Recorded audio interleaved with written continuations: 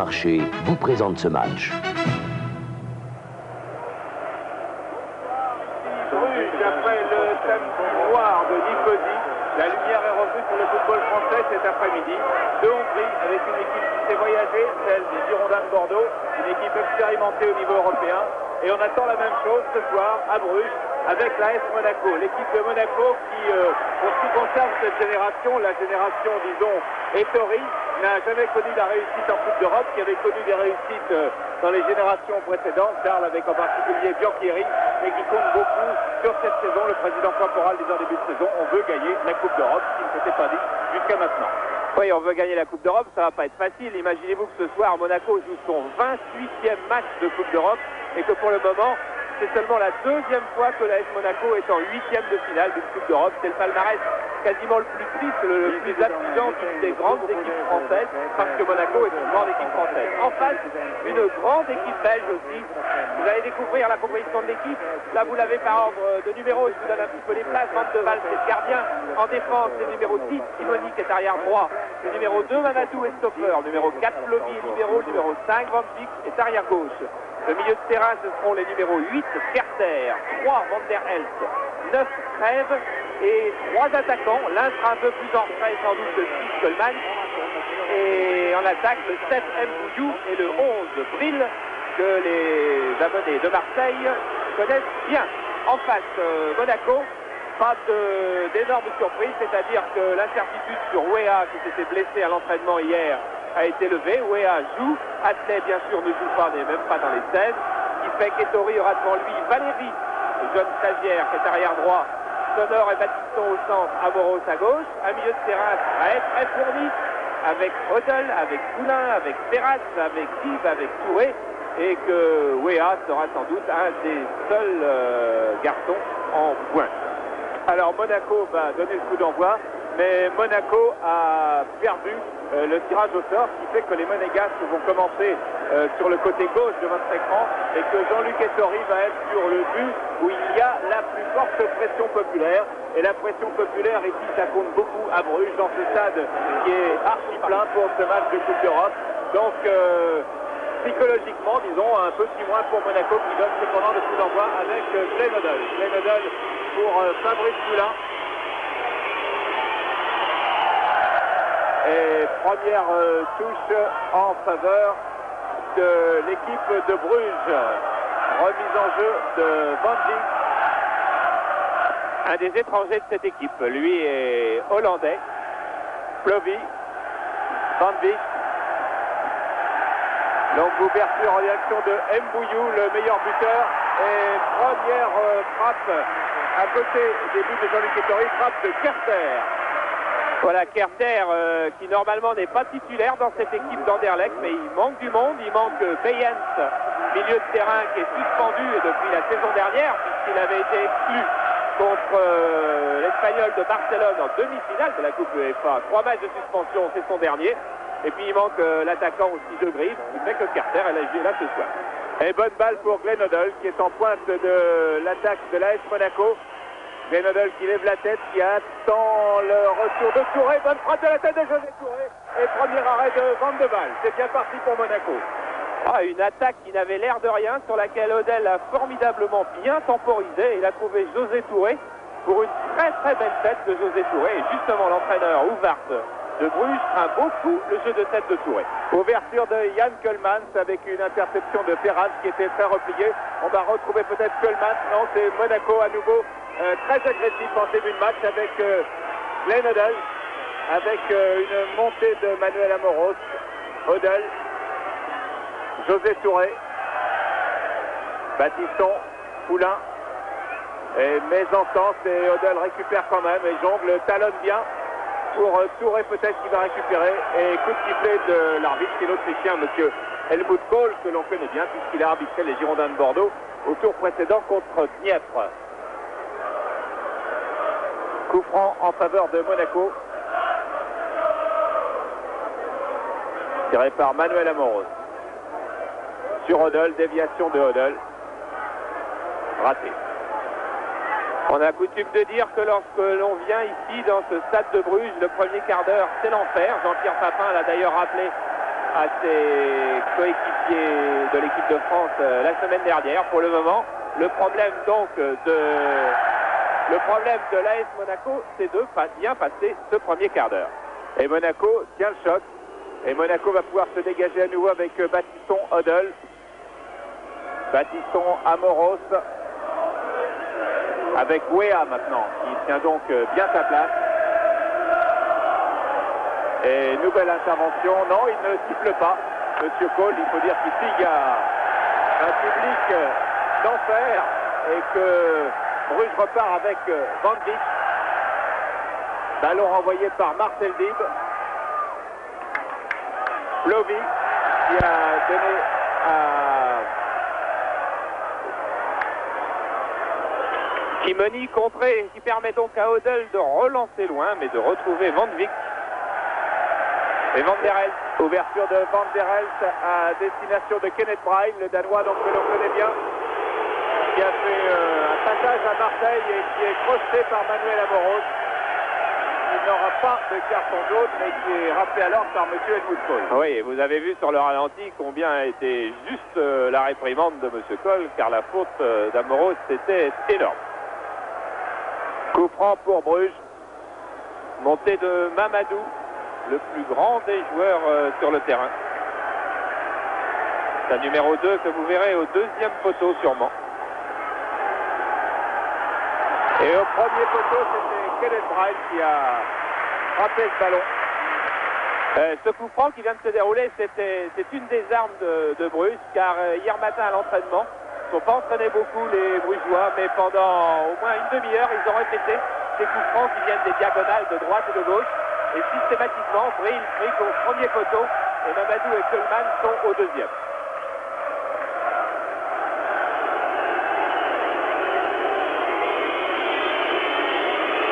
Jean-Luc Ettori en direction de José Touré, qui est l'un des meilleurs joueurs de tête évidemment de cette équipe de Monaco. À nouveau Touré avec Dib, Glenn Odell. Glenn Odell qui est contré par l'arbitre. Et Bruges repart avec Van Dijk, avec Plovy. Mamadou. Et à sa droite Kimoni qui préfère rester dans l'axe après avoir croché Odell. Mamadou qui a tenté de donner à Braille et Wea est seul en pointe pour Monaco pour la contre-attaque avec un retour de Mamadou sur Wea. Wea qui a voulu donner à Odell. Et c'est Plovy qui dégage maintenant avec Kimoni pour Bruges. Un début de match vraiment d'une très très grande densité. Plovy pour Bruges. Plovy, Kimoni. Et un début de match que les Monégasques abordent très très bien, car dès qu'ils ont le ballon, ils s'en débarrassent pas immédiatement. Ils cherchent à construire, ils cherchent à poser le jeu, ils cherchent à utiliser la puissance de Wea, la technique d'Odell. Ils abordent bien, je ne sais pas ce que donnera la suite de la rencontre, mais en tous les cas, ils abordent bien un match difficile sur une terre difficile où par exemple Dortmund a encaissé 5 buts la saison dernière. La garde de Monaco est bien serrée autour de Baptiston avec Amoros qui vient de donner à Glenn Odell. Odell toujours pour José Touré. Poulain. Valéry. Valéry avec Ferrage. Poulain. Jean-Marc Ferrage. Le long de la ligne. Crochet Van Dijk. Passe Coleman. Et Ferrage de l'autre côté pour Manuel Amoros maintenant. Manuel Amoros qui va frapper, non. Feinte de frappe et ballon renvoyé par Kimoni de la tête. Et contre-attaque menée par Mbouyou, Yann Coleman, le capitaine de Bruges, qui conserve tout de même l'avantage.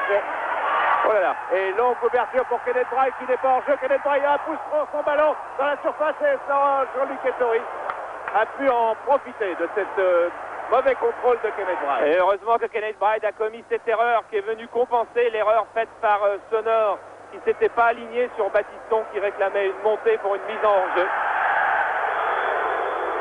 Et une faute de Dib sur Van der Elst. Il ne faudrait pas non plus que Monaco se grise. Monaco venait de conduire une attaque collective de toute beauté, mais c'était découvert derrière. Il faut tout de même une certaine prudence quand on joue contre une équipe qui était demi-finaliste européenne la saison dernière. Van Dijk cherche la tête de Mbouyou, de Kenneth Braille. Braille qui va peut-être en récupérer, non. Amoros ne fait pas de fioriture.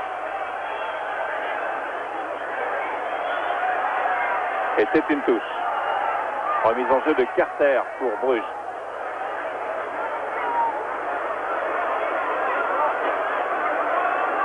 Très longue touche. Tête de Touré. Un replié. Hors-jeu de Braille. Il est hors-jeu. Hors-jeu de Braille et encore plus hors-jeu de Kölman. C'est la défense de Monaco et c'est très très bien remonté. C'est aussi une des armes des équipes techniques, comme est cette équipe monégasque, de savoir monter et utiliser le hors-jeu, plutôt que d'avoir à soutenir un combat d'arrière-garde très physique. Luc Sonor, qui joue donc stopper ce soir, puisqu'on n'a pas eu le temps de vous le dire encore. Vogel, Bijota et Atlet sont blessés à Monaco. Baptiston. Difficulté pour Baptiston, Van der Elst. Voilà, bonne interception de Baptiston. Et nouvelle pression de l'équipe de Bruges avec Kölman. Le juge de touche a failli intervenir et le monsieur Helmut Kohl a laissé jouer finalement. Emmanuel Amoros, qui est très offensif, qui a beaucoup de chance, donne à Glenn Hoddle, qui lui a moins d'espace, qui est marqué de près. Oh, José Touré aura son carton. José Touré aura son carton sur ce tacle et je crois qu'il ne pourra pas le discuter. C'était un tacle assez méchant lorsqu'il arrivait tard sur la balle. Assez étonnant d'ailleurs le nouveau José Touré depuis sa blessure. Un José Touré qui reste parfait dans tous les combats aériens. Et dès qu'il s'agit de tacler ou de défendre au sol, on pourrait penser qu'il a soit un petit instant de peur, enfin qu'il arrive tard et que du coup ça décuple une certaine méchanceté. Enfin là, il prend un carton qui n'est pas encore complètement grave pour le match retour, car pour les Monégasques ne sont sous le coup que d'un seul carton jaune, celui de Jean-Marc Perrat.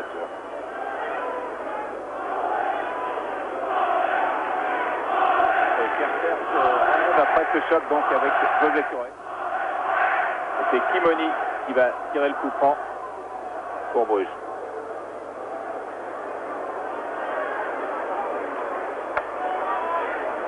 Kimoni qui est zaïrois, tout comme Mbouillou. Et qui disait hier matin, si Monaco passe ce tour, c'est-à-dire si Monaco nous élimine, ça voudra dire que Monaco fera une grande Coupe d'Europe, car je peux vous assurer que nous ne sommes pas faciles à manier. Et c'est Plevy finalement qui tire ce coup franc de l'intérieur du camp de Bruges pour la tête de Kölman. Revoici Kölman, non, c'est Poulain. Hoddle, Amoros. Et Sonor qui assure avec Jean-Luc Ettori. On a l'impression après ces premières minutes, Charles, que Monaco n'a pas peur. Effectivement, Monaco qui était tellement apparu crispé avant son premier tour qu'au Reykjavik, que ça était presque une caricature de footballeur de haut niveau. Et là, en revanche, dans toutes les journées qui précédaient cette rencontre, ils étaient apparus sereins, sûrs d'eux-mêmes, comme n'ayant plus rien à perdre, puisqu'ayant vaincu la malédiction du premier tour. Et ça se confirme dans ce premier quart d'heure. Même s'il y aura des dangers souvent. Valérie a fait une faute sur Van der Elst qui a conservé l'avantage. Et c'est Kimoni maintenant sur le côté droit pour Bruges qui redonne à son stopper Plovy, Mamadou, Van Beek. La défense de Bruges est elle aussi très solide. Elle a beaucoup progressé. Et c'est une faute de Valérie. Ouais, qui était toute mignonne, toute petite comme faute. Mais M. Kohl avait en mémoire celle de tout à l'heure sur laquelle il avait laissé l'avantage. Et il l'avait à l'œil. Ce qui fait qu'on va retrouver sur un côté gauche une frappe de Bril. Et attention, jeu de tête de Coleman, de Mamadou. Et éventuellement une frappe de Bril. Kenneth Bril au coup franc pour une tête de Mamadou. Deuxième poteau qui est bousculé dans la surface. Tout le stade de Bruges réclame le pénalty de M. Kohl. N'a pas tiré. Et pourtant, regardez Mamadou. Il va venir. Ah, il vient se heurter. Oui. Petit malin sur l'affaire. Grand malin même. Il est venu se heurter au Monégasque en faisant semblant de jouer le ballon qu'il ne jouait pas. Et ensuite, avec le rebond, il a replongé au sol. Bien arbitré de la part de M. Kohl.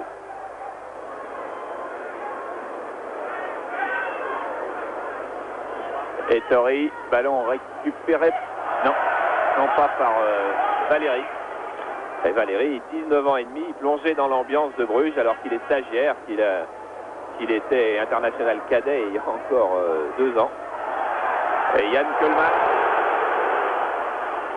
76 sélections en équipe nationale, aux prises avec Poulain. Poulain prend l'avantage.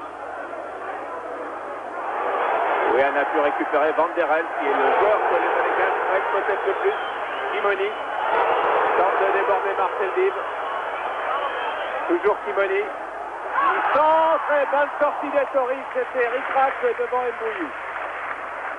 Mais je crois que les Belges vont être obligés de procéder à leur premier changement, car si cette action a été très rapide, elle nous a montré aussi que Kerter boitait toujours depuis le tacle de Touré. Je ne serais pas étonné qu'il demande à sortir. Auquel cas, il serait certainement remplacé par Odor, car de toute façon, l'entraîneur hollandais, monsieur Henk Hoevaert, avait prévu de changer l'un pour l'autre à un moment de la partie. Valéry, avec Odell qui pivote, qui tourne, qui a 4 joueurs autour de lui et qui a tenté de donner à José Touré. Ballon dégagé par Mamadou. Et hors-jeu de Jean-Marc Ferrat, pas de beaucoup. Oui, hors-jeu des attaquants centraux qui n'étaient pas revenus, qui étaient revenus trop tardivement. Et Ferrat est en train d'expliquer au juge de touche que lui, pensait-il, ne l'était pas. Mamadou, le Sénégalais, pour Kimoni.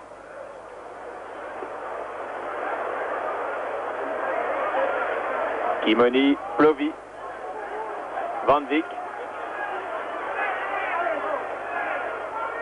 Toujours loin devant, on cherche toujours la tête de Braille ou celle de Mbouillou, apparemment. Et effectivement, Odor va remplacer Kerter alors que Monaco a passé le premier quart d'heure sans encombre, ce qui n'est pas une mauvaise nouvelle. Et qu'il y a une petite accalmie. Touré part en dribble. Van der Helst avec Kimoni. À nouveau Van der Helst. C'est juste pour Van Dijk et bonne anticipation de Ferrat qui a bien suivi. Valéry maintenant pour Monaco avec Glenn Hoddle.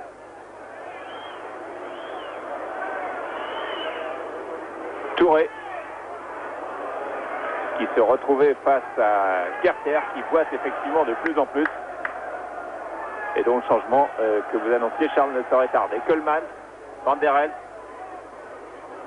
Voilà, bon pressing du milieu de terrain monégasque depuis le début. Plovy, hors-jeu de Keulemans. Et le changement, c'est pour tout de suite. Avec l'entrée, donc, à la place de Kerter, de Odor. Voilà, Yves Odor, dont Henk Hoevaert disait hier qu'il était plus à l'aise pour entrer en match que Kerter, alors que les deux hommes se valaient. Et il faut se méfier, c'est lui qui a donné la balle de but à Brill, à Brøndby lors du match retour. Et ce but de Brill sur la passe de Odor, c'est ce but qui a qualifié Bruges au premier tour de la Coupe d'Europe face aux Danois de Brøndby.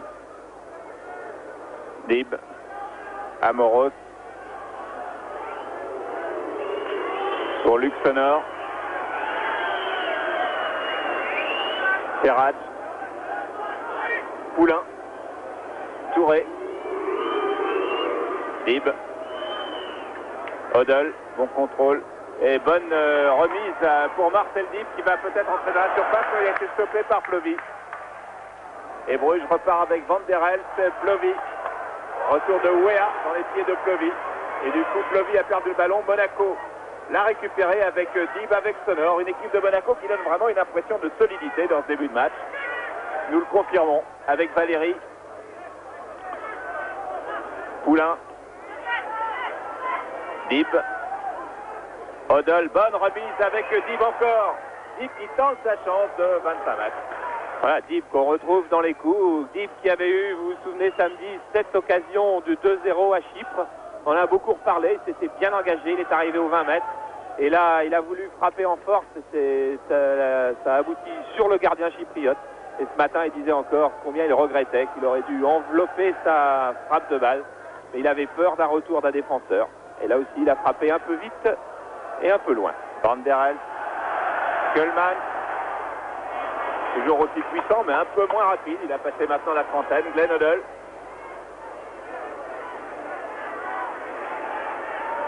Et bien joué avec la montée de Battiston. Ce qui est bien la preuve de toute la confiance et de toute la sérénité presque incroyable de cette équipe monégasque. Patrick Battiston a dû monter depuis le début du championnat, disons, allez, soyons généreux, 5 ou 6 fois, parce qu'à Monaco, on fait plutôt monter les arrières latéraux. Et le voilà, alors qu'on joue la 20e minute de jeu d'un match de Coupe d'Europe à Bruges, le voilà qui était en attaque et qui a obtenu un corner.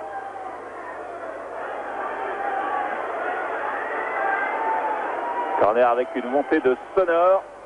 La tête de Wea au premier poteau et une frappe d'Hoddle qui avait bien récupéré, qui a frappé du gauche et qui avait une occasion, je ne sais pas si elle vous est très nettement apparue, on va la revoir, mais qui était vraiment une très très bonne occasion pour lui.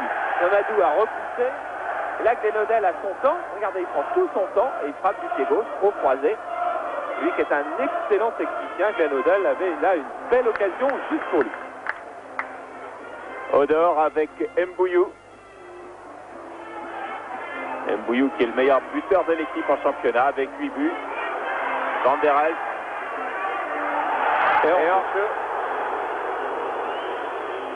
Je crois qu'on aura quelques frissons toute la soirée avec ces remontées de la défense monégasque.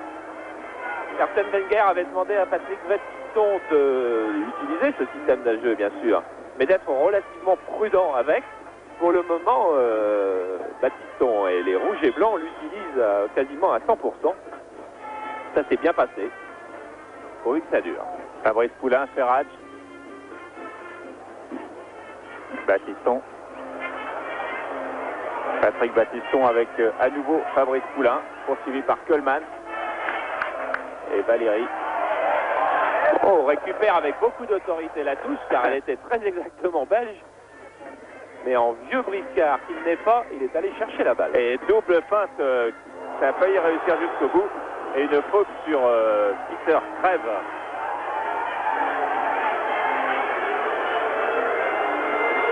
Peter Crève, que vous voyez en gros plan, qui a 2 sélections en équipe de Belgique, car il n'y a quasiment que des internationaux. Et dans ces deux sélections, eh bien, il avait marqué 2 buts. C'était contre l'Argentine et le Luxembourg. Mamadou. Van der Elst. Mamadou qui monte lui aussi. Et intervention de Ferrage devant Peter Crève. Voilà, Mamadou qu'on voit reprendre sa place et qui joue avec 9 points de suture sur la jambe droite. Remise en jeu de Van Dijk sur Braille. Et Braille qui est tombé tout seul. Il s'est fait mal au genou. Enfin, il joue avec 9 points de suture, Mamadou, parce qu'il a été blessé à l'entraînement la semaine dernière par un de ses coéquipiers, et jusque-là déjà, bon, c'est pas très drôle, mais blessé par un coéquipier australien dont c'était le premier entraînement et qui venait de signer à Bruges. 5 minutes d'entraînement et il a ouvert la jambe d'un de ses futurs coéquipiers. Il paraît qu'il était assez pâle. Ah, il a voulu convaincre un peu trop vite. Dib.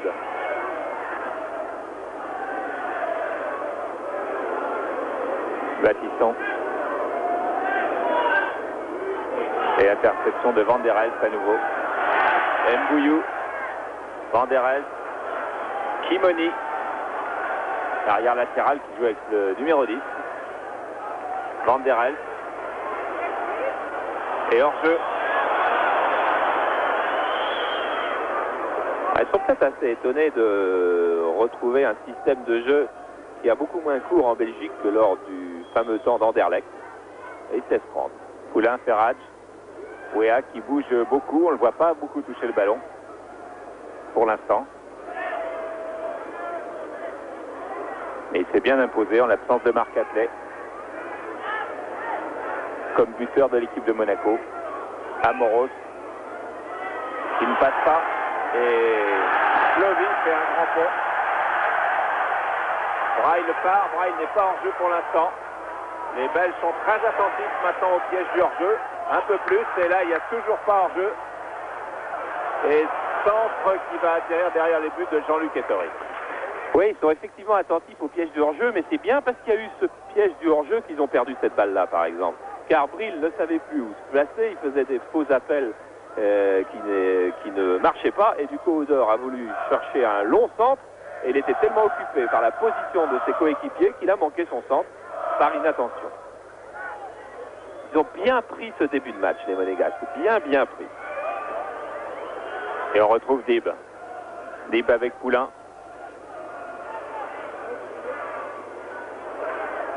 Valéry, qui contourne bien Peter Trèves et qui donne à Wea. Wea, une feinte. Situation un peu difficile pour lui. Et il va obtenir ce qu'il pouvait faire de mieux, c'est-à-dire un corner concédé par Mamadou. Wea qui a bien failli ne pas tenir sa place hier soir vers 19h sur cette pelouse. Il était à l'entraînement. Soudain, il s'est tordu la cheville. Et il est resté au sol plusieurs minutes. On a bien cru qu'il ne jouerait pas aujourd'hui. Et puis ce matin, il a dit à Arsène Wenger, qui lui avait dit, si tu n'es pas à 100%, tu ne joues pas. Il a dit, je suis à 80, ça ira quand même. Et Glenn Hoddle tire le coup franc.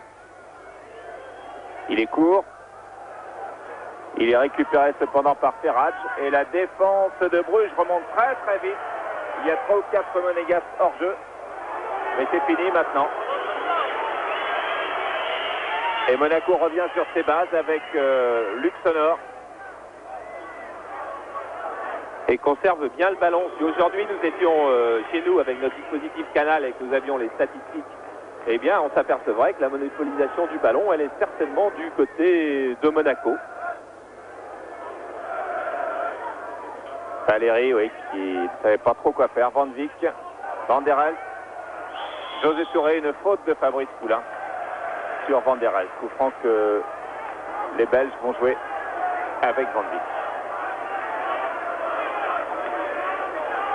Le temps que tout le monde s'installe devant pour la tête de Keulemans qui est pris en sandwich. Et oui, transèchement par Sonor et José Touré. Et c'est un coup franc très dangereux pour Monaco à 20 mètres des buts de Jean-Luc Ettori, très légèrement sur la droite. Alors, les tireurs de coup franc de Bruges. Keulemans, ça c'est sûr. Van der Elst, c'en est un autre. Alors, vont-ils choisir, car c'est presque dans l'axe, un gaucher ou un droitier? En tout cas, ils discutent beaucoup. Keulemans, normalement, est le patron. Ce ne sera pas Van der Elst, on le sait déjà. Peut-être Van Vick. Van Vick est le seul gaucher, ils ont choisi un gaucher, c'est le seul gaucher pur de cette équipe. Grosse frappe de balle, attention. Petite combinaison avec Keulemans, fin de Van Vick au-dessus des buts d'Ettori. Oh, il va faire retirer le coup franc, monsieur Cole. Il a fait signe à Marcel Dib qu'il était parti trop tôt du mur. Il ne donne pas un avertissement à Marcel Dib, ce qu'il aurait pu faire. Il choisit de faire retirer le coup franc. Danger de nouveau. Nouveau danger et peut-être la même combinaison avec Keulemans qui glisse très légèrement. Van Vick voilà qui est fait. Et cette fois-ci, il est reparti et une frappe de Mamadou contrée par Battiston. Beaucoup de sang-froid de la part de Battiston alors qu'il y avait encore un grand danger. Et puis, incroyable geste de Marcel Dib qui est reparti peut-être encore un peu plus vite que la première fois, qui était quasiment à 4 mètres de Van Vick quand Van Vick a frappé et qui s'est exposé poitrine en avant et qui a contré le tir de Van Vick qui celui-là n'était pas au-dessus. Voilà, du culot, une équipe sûre d'elle. C'est Monaco ce soir avec Amoros. Maintenant, Dib. Et faute de Kimoni. Kimoni qui disait hier, si dans le premier quart d'heure on pouvait marquer un petit goal, et bien ça avec l'accent, ça serait très bien. Et le petit quart d'heure est passé et il n'y a pas eu de petit goal. Il reste 18 minutes en première mi-temps. Coup franc tiré par Amoros sur la tête de Mamadou peut-être. Ou de Van Vick. Et Ferrage récupère, bonne frappe de Jean-Marc Ferrage. Qui est revenu sur son pied gauche. On va revoir un coup franc très long. José Touré est battu. Mais la relance de Van Vick est très moyenne. Et la frappe de Ferrage est assez bonne. L'équipe de Monégasque qui en tous les cas n'hésite jamais à prendre sa chance. Mamadou. Odor. Qui passe. Et qui court vite. Mauvais rebond. Il a deux Monégasques sur le dos, dont Marcel Dib qui récupère pour Glenn Hoddle. Et toujours Dib, toujours aussi agressif. On a l'impression d'un Marcel Dib revanchard, peut-être aussi suite au match de Chypre. Il est très exactement revanchard. Il disait en arrivant hier, physiquement je suis sûr que je suis bien, moralement ça je peux en douter. Et là je crois qu'en quelques jours, en 4 jours, il s'est bien repris. Plovy en direction de Coleman. Van der Elst. Odor, Van der Elst, Kimoni, Odor à nouveau. Il crochet Odol. Centre, deuxième poteau, renvoi de la tête de Connor, ballon récupéré par Van Dijk sur la frappe du gauche, c'est connu. Et hors-jeu, il est hors-jeu. Mbouillou était signalé hors-jeu. Ouf. Eh bien, si réellement les Monégasques ont eu le culot de remonter de 2 pas pour mettre hors-jeu Mbouillou sur cette action, il faut vraiment qu'ils soient sûrs d'eux-mêmes et qu'ils... On va revoir d'ailleurs peut-être sur ce ralenti, mais avec la caméra derrière les buts, ça va pas être commode. Sur les cas, frappe de Van Dijk et Mbouillou qui n'était pas loin d'être couvert par Battiston. Qui a bien levé le bras. Oui, il ne va pas y avoir grand-chose. Hein. Touré, Odol. Avec Van der Elst, Touré qui se jette aussi, mais c'est Plovy. Et c'est Touré bénéficie d'un coup franc. Car Mamadou était venu également au contact. Mamadou qui a déjà joué contre Monaco. Mamadou était capitaine de l'équipe nationale du Sénégal. Et lorsque Monaco était en tournée, eh bien, il a joué et ça avait fait match nul 0-0. Le coup franc est assez lointain. Oh mais Amoros aime bien cela. Et Battiston aussi. Oh, on se souvient d'une frappe de ce genre-là. C'était en Coupe d'Europe, c'était sur un autre terrain, c'était au Parc Lescure. Et en face, c'était la Juventus. Et Battiston avait marqué. Et Bordeaux menait 2-0. Et n'avait jamais marqué le 3e but qui leur aurait permis d'aller en finale de la Coupe d'Europe. Ouverture de Van der Elst, tête de Valéry Ferrat.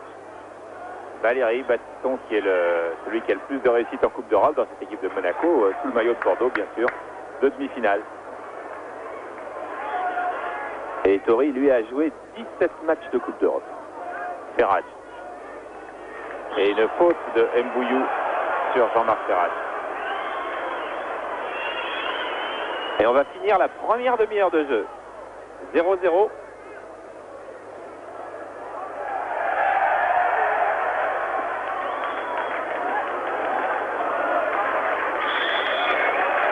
Et on attaque le dernier quart d'heure maintenant avec un coup franc tiré par Glenn Hoddle, renvoyé par Plovy. Bonne tête Amoros et Wea et face à face avec Van de Waal, il n'y avait pas hors-jeu. Oh que c'était bien joué, quelle spontanéité et rapidité de ce joueur qui a l'air massif comme ça. Il fait 1m83 ou 84. 82 kilos. Et 82 kilos, c'est ça surtout. Et là, il a jailli vraiment tel une flèche. Il revient d'ailleurs d'Afrique. Il est joué avec le Libéria contre le Mali. Frappe de Poulain alors que Touré était envoyé au tapis. Il semble que le geste de Touré tout à l'heure sur Carter n'a pas été oublié par les Belges. Oui, et M. Cole fait semblant de ne pas voir José Touré, qui font signe les remplaçants monégasques, a pris un coup de poing de Mamadou. Kimoni maintenant. Et le jeu continue avec Kimoni toujours. Van der Elst. Et interception de Dib. Glenn Hoddle. Wea. Ah oui, le public réclame hors jeu de Touré qui ne fait pas partie du jeu tout de même. Wea toujours et qui glisse un ballon pour Ferrat qui va voter sur Van de Waal. Deuxième belle sortie de Van de Waal dans les pieds de Ferrat après être sorti dans les pieds de Wea. Voilà, Philippe Van de Waal, gardien qui est en train de monter dans la hiérarchie belge. Il était remplaçant contre la Suisse, remplaçant de Bodard la semaine dernière. Et Battiston tape en touche pour permettre et aller intervenir auprès de l'arbitre. Il veut pas. Il veut pas. Il ne veut pas. Ah, il faut garder son sang-froid dans ces cas-là. Ah oui. Oh là, et le docteur de Monaco qui rentre sur le terrain, mais qui là va se faire bien sermonner. Et il ne veut pas qu'on aille soigner José Touré. Il estime que José Touré fait du cinéma, il prend un risque, ou alors il est très sûr de lui, M. Cole. Van der Elst. Le jeu continue et Dib a toujours cette hargne avec maintenant Wea. Dans le bon sens du terme, bien entendu, là, Arne. Ah, il va aller tout en puissance, ouais. Ouais, il est allé se heurter. Et c'est Mbouyou qui mène la contre-attaque avec un bon tacle de Patrick Battiston. Le ballon sort et toujours pas d'arrêt de jeu. Et Touré se relève. Touré se relève et vraisemblablement. Et la télévision belge nous offre un gros plan de Monsieur Cole car visiblement sa décision étonne. Odor, Kimoni. Et ce sera une sortie de but. C'est-à-dire que si M. Cole va aller jusqu'au bout de lui-même, ou il estime que José Touré fait du cinéma, et dans ce cas-là, il sort un carton jaune et lui met. Ou alors il prend le risque de ménager la chèvre et le chou. José Touré, qui est très très loin, là, visiblement se tient le visage. Et vous voyez vous avez peut-être voir tout à l'heure que le kiné de Monaco, Michel Franco, a fait tout le tour du terrain et est venu soigner José Touré de l'autre côté du terrain. Et là aussi, il y a des équipes qui se seraient énervées devant, disons, l'inertie de M. Cole. Mais attention à cette attaque avec Luc Sonor, pressé par Braille. Braille qui prend le ballon de la main. De la main. Le ballon de la main, il l'a vu, il a été sifflé par M. Cole. Le contrôle de la main. Et là aussi, le geste de Bril qui fait semblant de s'étonner. Et voilà, elle va être sanctionnée. Regardez, il appelle. Alors on va d'abord revoir le ralenti plutôt. Parce que regardez, tête de Sonor qui est très très faible. Et Bril qui veut contourner, hop, de la main. Jean-Luc Ettori le montre immédiatement. Ouf. Parce que si on avait vu deuxième but de la main en 10 jours sur Canal, ça aurait fait trop.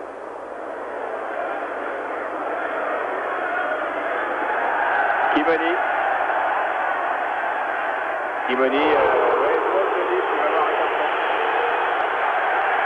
Avertissement vraisemblablement. Oh oui.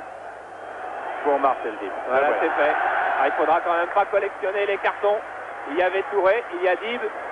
Il faut garder. Je suis pas sûr qu'on n'est pas en train un petit peu de le faire du côté de Monaco, son sang-froid. Ouais. La passe de Senor et la faute de Dib, c'est la conséquence aussi du fait que Monaco joue à 10 et que Touré est toujours dehors. Il est à l'extérieur du terrain, soigné donc par le kiné de Monaco. Et il semble vraiment touché. Il l'est. Banderel sur le coup franc. Jean-Luc Ettori. Très bonne appréciation de la trajectoire, juste devant Coleman. Oui, le Coleman d'il y a 4 ou 5 ans aurait peut-être joué un petit tour à Ettori, car Ettori a vraiment jugé que Coleman n'allait pas beaucoup décoller. En attendant, Monaco toujours à 10, Touré est toujours dehors.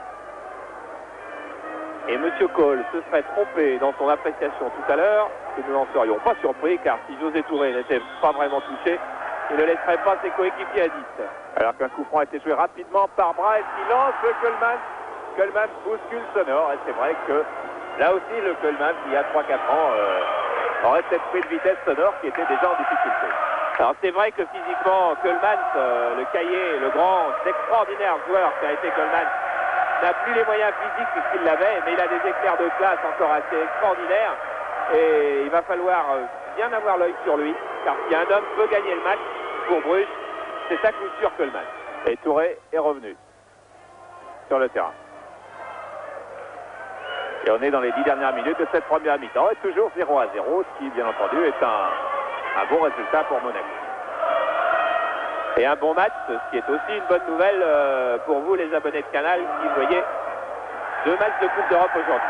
Mamadou, en direction de Peter Crève. Un crochet, 2 crochets.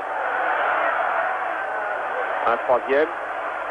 Un centre sur Odol. Serraj. Toujours bien cramponné au sol. Odol. Ouéa. Quel maestria pour sortir le ballon de cette zone difficile avec Glenn Odell que l'on retrouve. Et qui a fait une belle feinte. Poulain. Et mésentente entre Poulain et José Touré.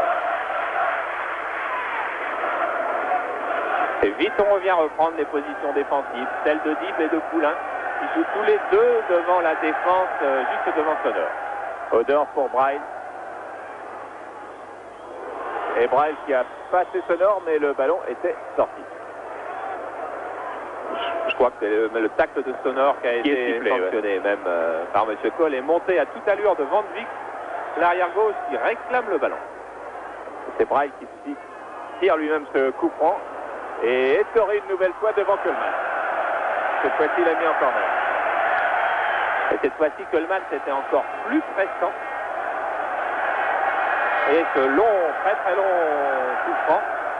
Jean-Luc Ettori qui est obligé d'y aller en reculant, ce qui est le plus difficile, bien sûr, et d'une seule main.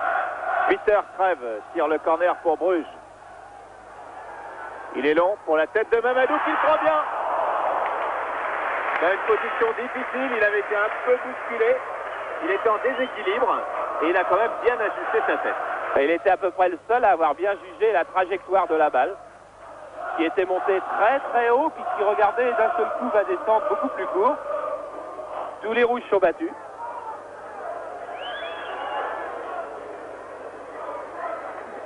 Et le dégagement de Batiston qui est monté très haut, mais il y a beaucoup de vent. Et le vent souffle contre Monaco en cette première mi-temps. Et il s'est levé depuis quelques minutes. Il est plus violent qu'en début de match. Touré qui s'accroche. Oh là là, c'est bien joué. Et faute de Mbouillou sur José Touré. Qui aura eu son compte dans cette fin de mi-temps. Enfin, on ne peut pas oublier non plus que, à cause de son tacle de tout à l'heure, Kuerter, lui, est sur le banc de Bruges et qu'il a été remplacé par Odor. Coup franc tiré par Batiston avec l'anglais Glenn Hoddle. Marcel Dipp. Amoros. Et faute de Kimoni sur Amoros. Et les fautes des Belges sont toujours à 35 ou 40 mètres des buts de Van de Waal. On en a vu des équipes qui font ça beaucoup, hein, qui cassent à 40 mètres. Il y a moins de danger. Amoros pour la tête de Touré. Oh là, et finalement, on a failli voir un but contre son camp de Van der Elst. Et Van de Waal n'en revient pas. Complètement, parce que regardez ce qui va se passer. Van de Waal qui veut devancer Touré, effectivement il devance Touré, et regardez Van de Waal, il est complètement à l'intérieur du but. Heureusement qu'il a la présence d'esprit de garder ses bras et ses mains et de tenir le ballon à bout de bras. Ouais. Coleman pour Van der Elst, interception de Dibb. Tête de Plovy. Odor qui passe bien. Odor qui a donné beaucoup de perçants à l'attaque de Bruges depuis qu'il est rentré. Remise en jeu pour Monaco pour José Touré. Dibb. Fabrice Poulain. Wea peut-être avec Touré. Non, c'est avec Hoddle qui est parti dans le dos de la défense. Hoddle va frapper du gauche. Glenn Hoddle qui a choisi de frapper du pied gauche. Ali, comme il frappe aussi bien du gauche que du droit, on ne peut pas vraiment lui reprocher, mais qui n'a pas vu lancer qu'il était, que Fabrice Poulain avait complètement accompagné cette attaque et qu'il était seul au centre. Ça fait rien parce que c'est en tous les cas la preuve. Regardez Fabrice Poulain, il est tout en bas à droite de l'écran. Glenn Hoddle est là, il choisit de frapper un centre. Oui, il pouvait être intercepté le centre aussi. C'est bien joué. Et on retrouve Glenn Hoddle avec une talonnade récupérée par Van Dijk. Crève. Van Dijk qui monte maintenant. Les Belges montent plus en cette fin de première mi-temps. Et hors-jeu de Odor. Dans cette ouverture de Plovy. Et une nouvelle fois, Monaco a bien joué le coup. Et une nouvelle fois, le juge de touche a bien vu. Oui, ça c'est normal. Son travail, c'est plus facile pour le juge de touche de bien lever son drapeau que pour Patrick Batiston de bien aligner toute sa défense. Pour le moment, dans cet exercice, les Monégasques font un sans faute. Et imaginez un petit peu les Monégasques d'il y a un mois, au niveau mental où ils étaient face à Reykjavik, jamais ils n'auraient réussi, mais même jamais ils n'auraient osé jouer de cette manière. Et là, ils perdent le ballon que récupère Van der Elst et Hoddle est là. Hoddle pour Wea s'il passe, ça peut faire mal. Et il y avait le retour de Mamadou sur Wea. Et on retrouve à nouveau Bruges avec Mamadou. Je ne serais pas étonné, compte tenu de la façon dont se déroule le jeu, qu'Arsène Wenger fasse rentrer Fofana à un moment quelconque de la deuxième mi-temps, car vraiment il y a des espaces à prendre face à cette équipe de Bruges, et la vitesse de course de l'Ivoirien pourrait être une arme assez étonnante et décisive. Disons à 20 minutes, une demi-heure de la fin. par exemple, ou bien peut-être plutôt si Weah se ressent un peu de sa blessure, ce que je crois, car d'abord il n'a pas d'énormes jaillissements et en plus de temps en temps j'ai l'impression qu'il boite. Tête de Battiston, tête de Van der Elst, de Braille, Kuhlmann est là et une faute sonore. Et les fautes de Monaco ne sont pas à 30 ou 40 mètres comme le sont celles de Bruges, elles sont à 25 mètres des Bruges, début des Tories. Voilà, et Fabrice Poulain rappelle tout le monde, et tout le monde ça veut dire même Weah qui était resté en pointe, car Jean-Luc Ettori va vouloir un mur de 4 ou 5 joueurs. À 2 minutes de la fin de la première mi-temps. Alors pour tirer ce coup franc, Van der Elst, Mbouyou.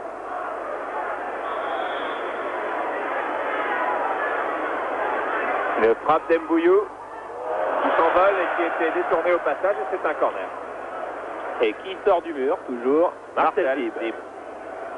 Il là retrouve sa hargne et son abattage de ces dernières semaines. L'abattage qu'il n'avait pas eu avec le maillot bleu. Corner tiré par Braille, attention, nous sommes en fin de première mi-temps et Jean-Luc Ettori a accompagné ce ballon à nouveau en corner. Avec beaucoup de métier, car il a vu qu'il était battu pour l'interception à 2 mains. Il a donné une petite pichenette d'une main pour empêcher Kuhlmann de mettre sa tête. Peter Crève tire le corner de l'autre côté. À l'intérieur du rond, lui fait signe Monsieur Cole. Et les photographes à l'extérieur de la ligne. Voilà.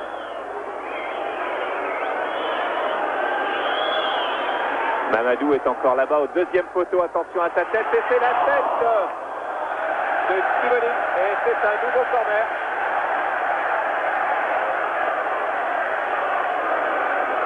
Fin de première mi-temps, très très dur pour Monaco. Il reste 45 secondes de temps réglementaire à nouveau. Un corner tiré par Peter Crève au deuxième poteau. Le voilà Mamadou, attention. Et cette fois-ci, ça va derrière les buts de Jean-Luc Ettori.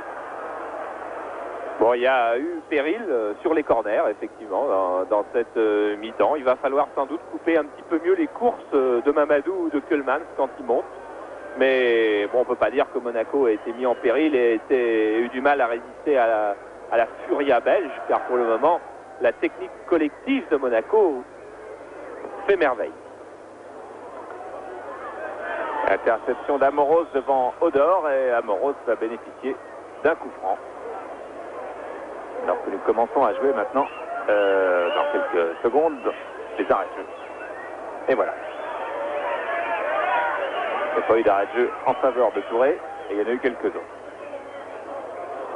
Le voici précisément José Touré, Ferrage.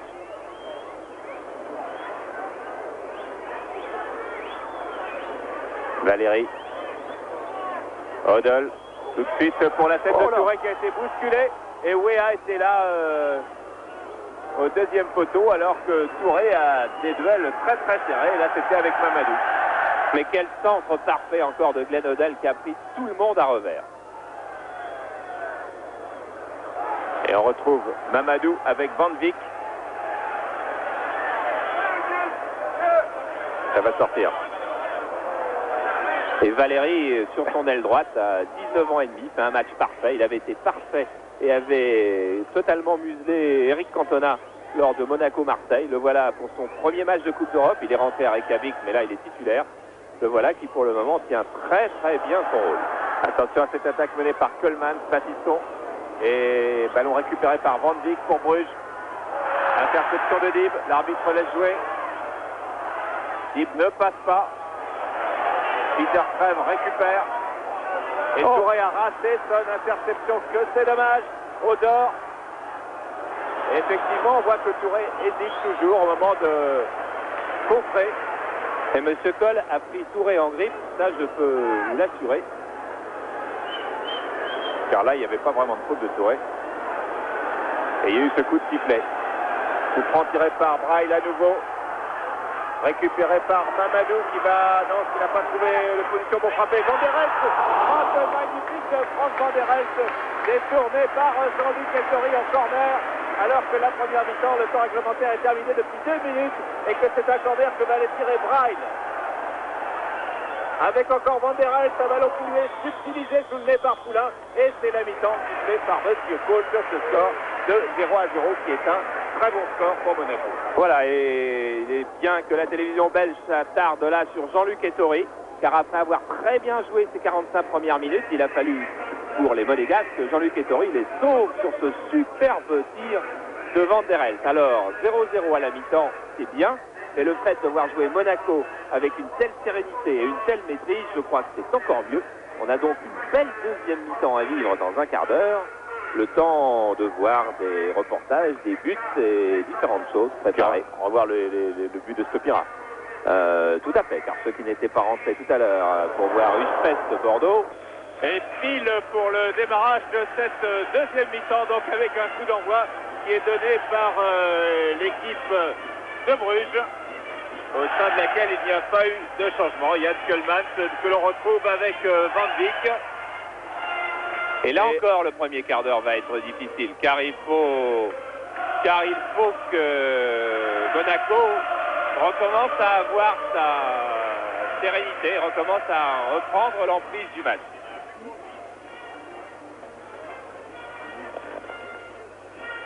Voilà, Monaco qui va bénéficier d'une touche. Et non, la touche est pour Bruges.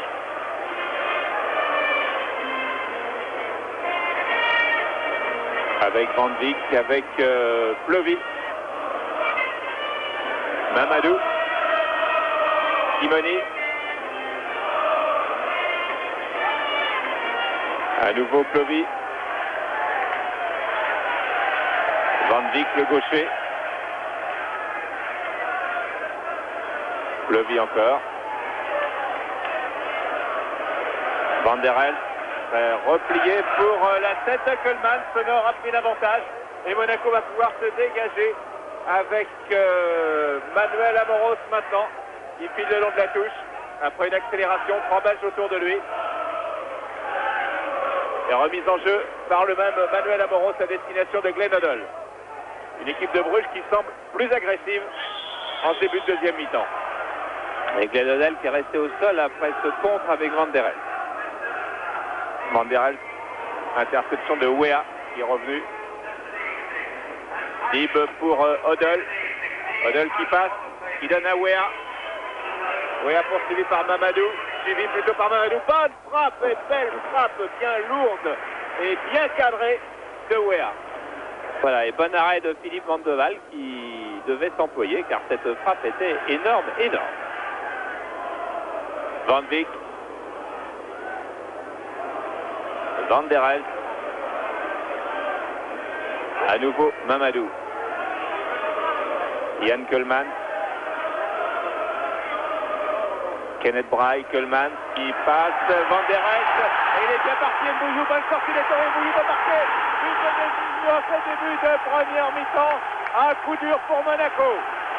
Mais une action très limpide, très rapide avec un 1-2 très classique qui a propulsé Mbouillou seul devant Jean-Luc Ettori.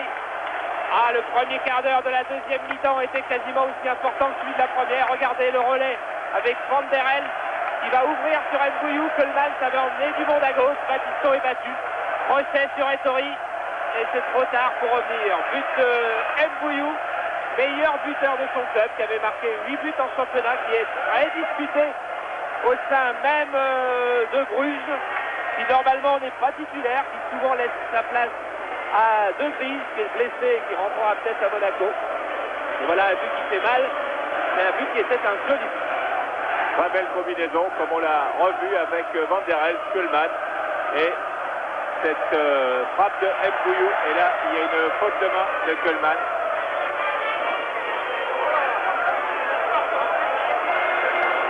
Monaco avait commencé peut-être ce début de deuxième mi-temps de façon un peu moins fringante que le début du match. Hoddle, ouverture pour Ferrat.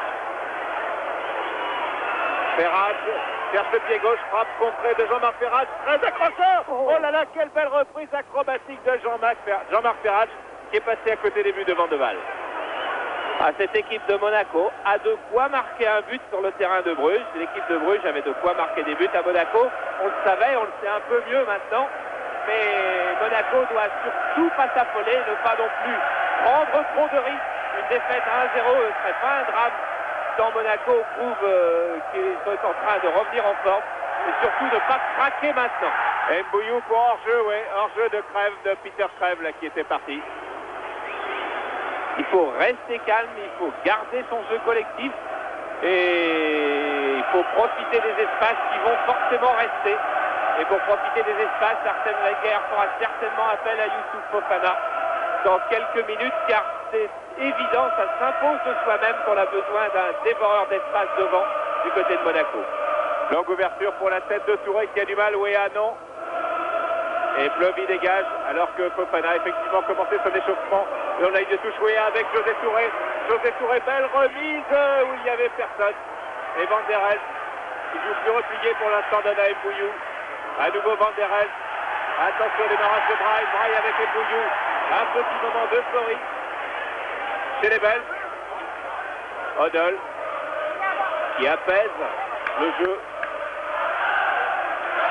Et Amoros qui se fait contrer par Van der Elst. Braille. Mbouillou qui n'est pas hors jeu.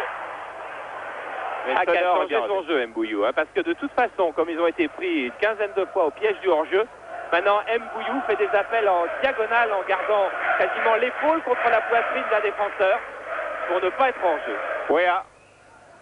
La frappe de Wea, on la connaît. Et cette fois-ci, il n'a pas eu l'occasion de s'exprimer. Il a été stoppé avant Marcel Dib. Une faute d'Mbouillou sur Dib.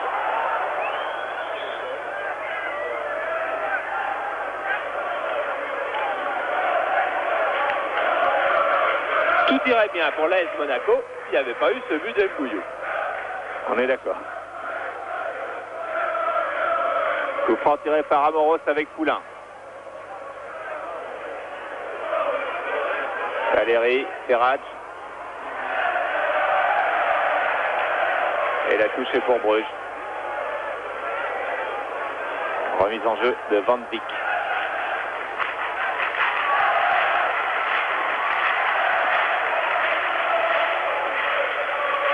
Van Dijk sur Kölman. Braille, Kölman, non, Glenn Odell. Kölman, ça repris le meilleur. Van der Elst à son tour. Et Kimoni qui relance Mbouillou, qui effectivement a changé son jeu avec beaucoup d'appels latéraux.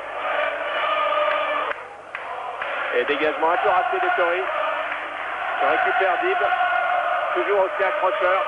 Amoros. Il a du champ. Il regarde. Il remet dans l'axe à Touré qui est tout seul.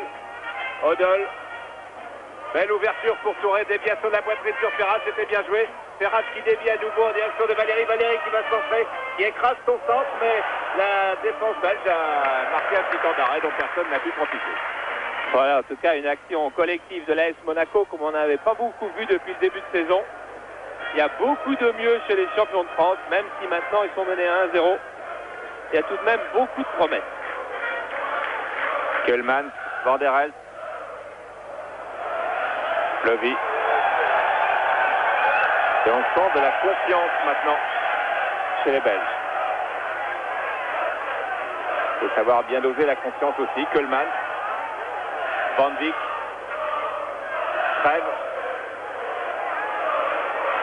À nouveau Yann Kölman. C'est attention, Mbouillou est encore parti. Et Braille aussi. Braille s'est accompagné du bras. Frappe de Braille contrée par Ettori. Très belle sortie. C'est superbe, magnifique Jean-Luc Ettori. Alors que Braille avait vraisemblablement commis une main au départ et que l'arbitre n'avait pas sifflé. Ettori 2 fois sauve Monaco. Et que Braille surtout s'était engagé dans le dos encore de Battiston. Regardez, arrêt, réflexe de la main droite d'Ettori, superbe. Et là, deuxième arrêt en voltige, mais le premier était décisif.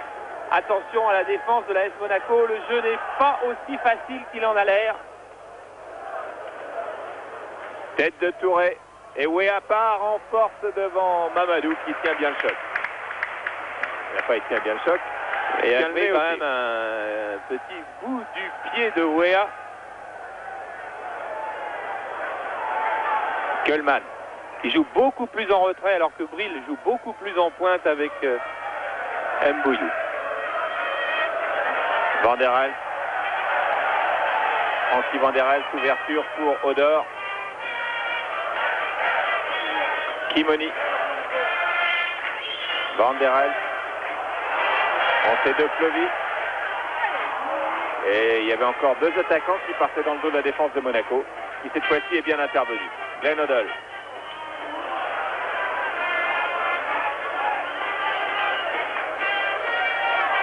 Interception de Mamadou devant Wea. Mamadou qui fait quasiment tout le tour du terrain. Ovationné, et c'est maintenant Van Vick. Moment difficile pour Monaco. Braille. Peter crève. Van der Elst crève à nouveau. Contré par Hoddle. Et on retrouve Odor. Van der Elst. Terrible changement de rythme de Bruges qui a beaucoup accéléré le jeu. Et qui du coup empêche Monaco de poser le sien. Regardez Van der Elst en gros plan. C'est un des hommes sur lesquels Arsène Wenger avait prévu un système défensif particulier, car il sait très bien que maintenant c'est lui qui organise le jeu de Bruges. Il avait prévu de mettre Ferrach ou Deep dans sa zone de jeu. En ce moment il est un petit peu libre Van der Elst. Et la touche est par terre.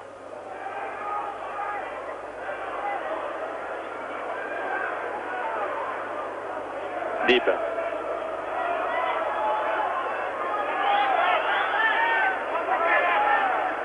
Touré. Poulain. Valéry. Bonne circulation à Monaco. Valéry qui parvient à centrer pour Touré. Superbe! Quel beau geste de José Touré sur ce centre de Valéry. Ah, il y a des occasions, ce ne sont pas des occasions très nettes, mais il y a des espaces, il y a des possibilités. Regardez José Touré qui va bien se coucher pour faire un retourné qui aurait été un début de l'année, mais qui n'inquiète tout de même pas trop Philippe Van de Waal. Monaco a de quoi marquer un but à l'extérieur et il ne doit plus, en tous les cas, en encaisser un autre maintenant, car là, ça pourrait être trop. Peter crève, tête de Battiston, alors que Kölman s'était parti, bien parti, sonore.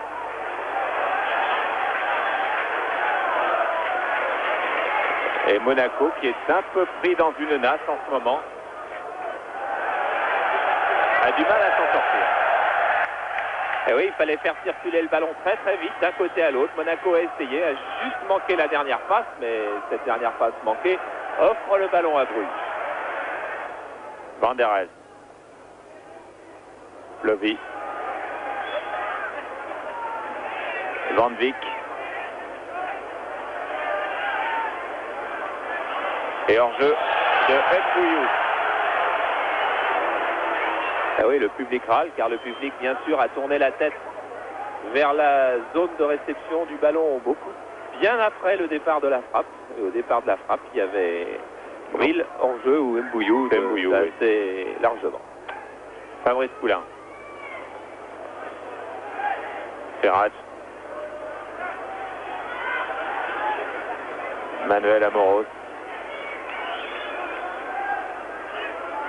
Touré qui bouge beaucoup. Glenn Hoddle qui est lobé par cette passe d'Amoros qui a cherché auparavant à combiner avec Touré. Et finalement, on va retrouver Bruges qui repart avec Peter crève. Interception de Battiston. Et Glenn Hoddle pour Wea. Wea Mamadou. Avantage Mamadou qui avait 1 mètre d'avance au départ et qui l'a conservé. Van der Elst.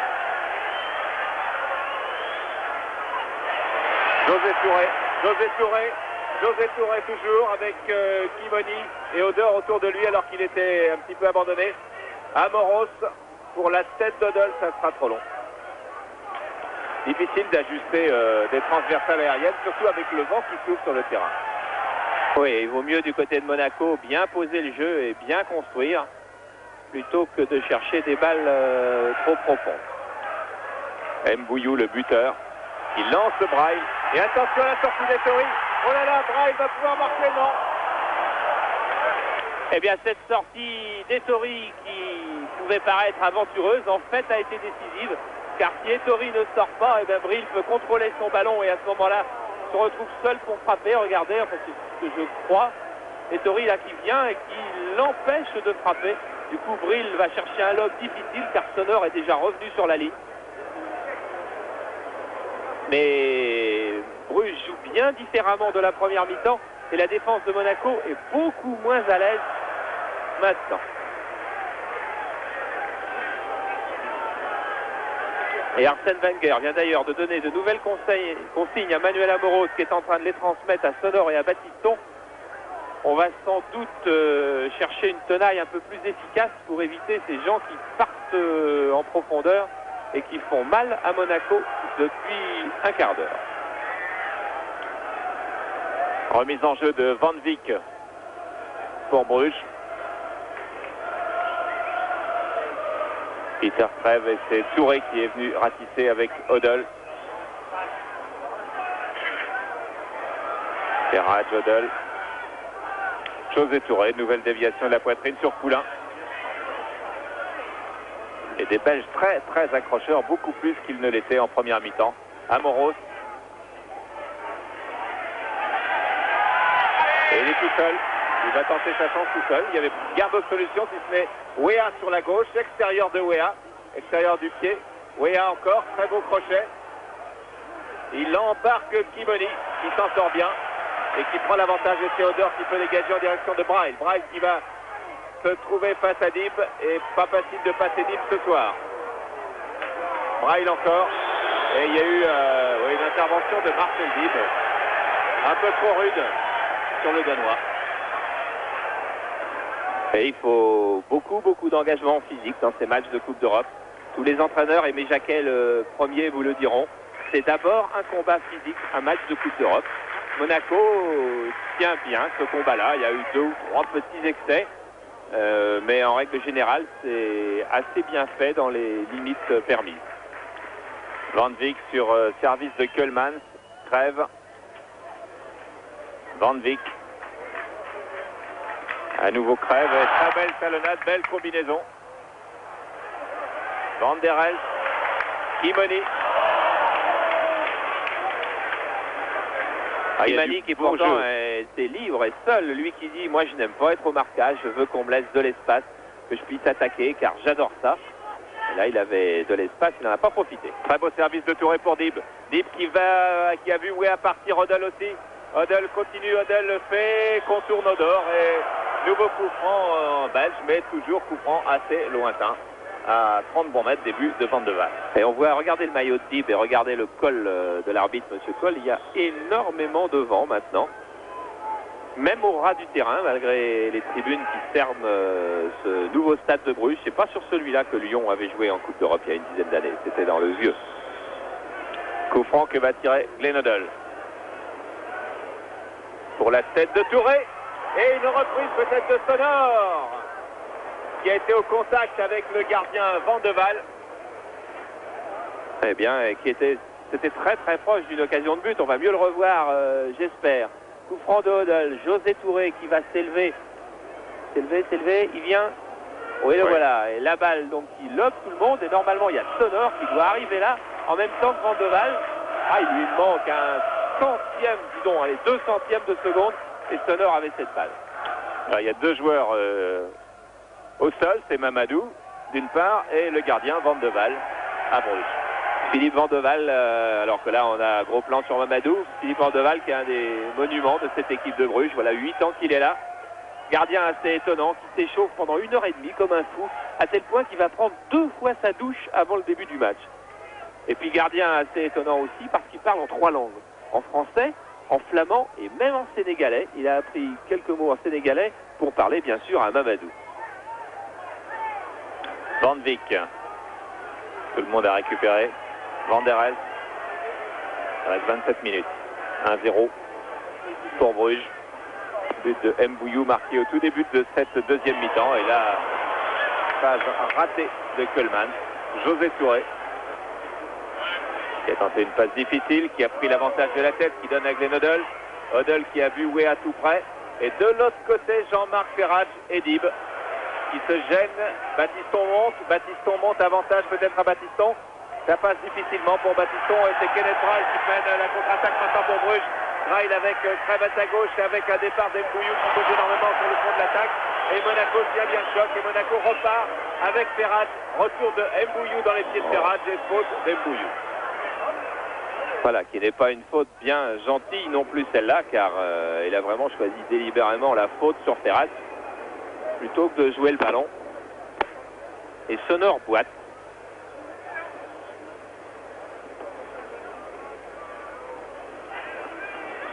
Donc coup franc dans le camp de Bruges. Et on a toujours la solution du jeu de tête de José Touré. Et c'est ce qu'on cherche. Et c'est Mamadou qui a pris l'avantage. C'est pas fini pour Monaco. Wea. Dib. Touré a une talonnade. C'était très audacieux. Que voulait faire Touré. Et Dib se retrouve en position à 20 mètres. Il était un peu surpris. Il a pris sa chance quand même et le tir est passé au-dessus. Ah oui, c'était tout de même une très belle frappe du coup de pied en extension avec une balle. Regardez, elle va revenir. Il y a d'abord une bonne tête de Sonor. La balle là, qui n'est pas attaquée. Et Dib en extension, une balle qui va revenir plonger, mais plonger derrière la barre. Mais c'est bien. Kuhlman, Van der Elst, Van Beek, Odol, Valérie, Wea. Et Ferrat maintenant pour Monaco. Ferrat, le centre de Ferrat pour la tête de Odol. Oh, que c'était bien joué. Oh, que c'était très bien joué cette plongeante de Glenn Odol et malheureusement la balle juste dans l'axe de Van de Waal. Voilà. Et aussitôt, réaction de Bruges avec Peter Craeve. Bruges qui semblait marquer le pas ces dernières minutes. Kuhlman. Après un démarrage de deuxième mi-temps, pied au plancher, Van der Elst, Kimoni, pour Odor, mais bonne intervention de José Touré. C'est un énorme travail défensif, José Touré, et un énorme travail offensif. Voilà, longtemps aussi qu'on ne l'avait pas vu en aussi bonne forme.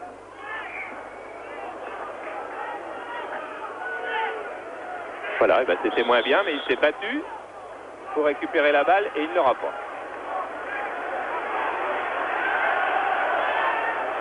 Le coup franc est pour Bruges.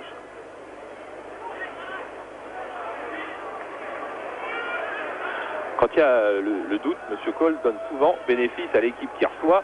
Et vous, abonnés de Canal, le savez bien, car vous avez tout de même le souvenir de Bordeaux-Nieppe, où M. Cole était plus attentif à un camp qu'à l'autre. Peter Craeve. Et une faute d'Odol.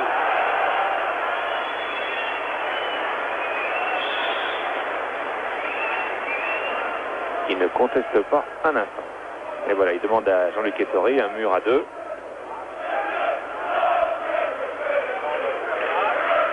Ah, il y a des possibilités offensives du côté de l'AS Monaco. Il faut que la défense tienne bien, surtout ne soit pas inattentive, ne laisse pas d'espace. Et alors, ça ira. Van der Elst, tête de Touré. Il fait vraiment un match plein. À l'avant et à l'arrière. Mamadou.